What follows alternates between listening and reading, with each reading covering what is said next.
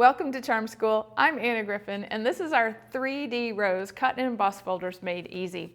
Now, what's so pretty about these is that we are doing for the first time, well, in a long time, a 3D embossing folder, but we've never done them where they have the dies embedded into the top of them. So it's not only going to sculpt the paper in multiple dimensions, the dies are embedded in the top of the folder so that you don't have to search for them in your craft room. Really easy, a single pass embellishment making set of folders.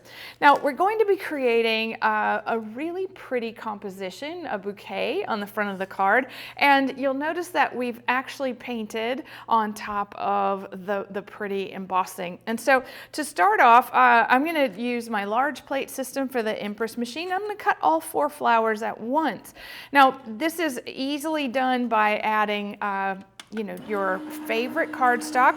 We're using our ivory cardstock, easily already cut in a slimline size, but you could use watercolor paper, which is what I would recommend. You could use any kind of 100% cotton paper to take our rubber stamping ink in this design. So here you can see how beautiful all of those are, and they're just perfect just like this, but we're going to further enhance them by using, like I said, our hybrid inks from our Perfect palette.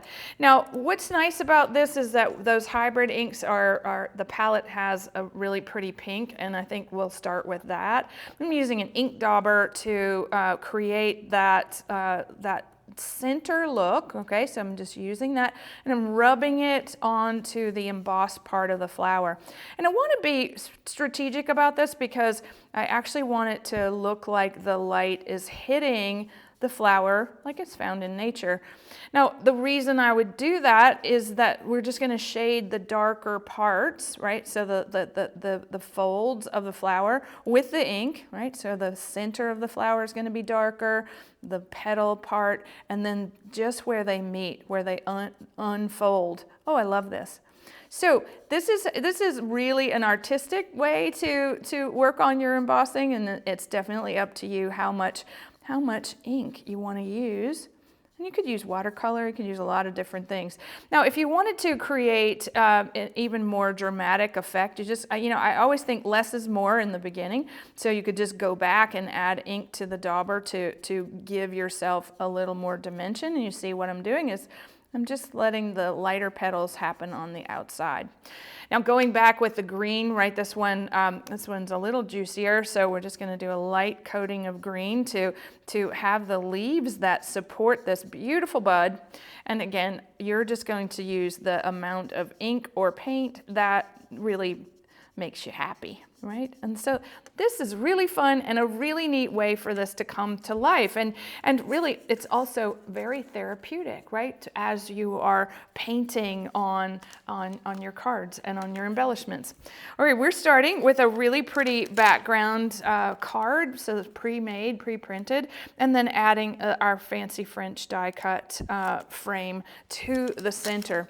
Now, my freshly painted beautiful bouquets, right, can be made by layering all these things like we would find them on a rose bush, right? So beautiful blooms, beautiful full bloom, and then I like this sentiment a lot. Every day is for flowers. I happen to agree.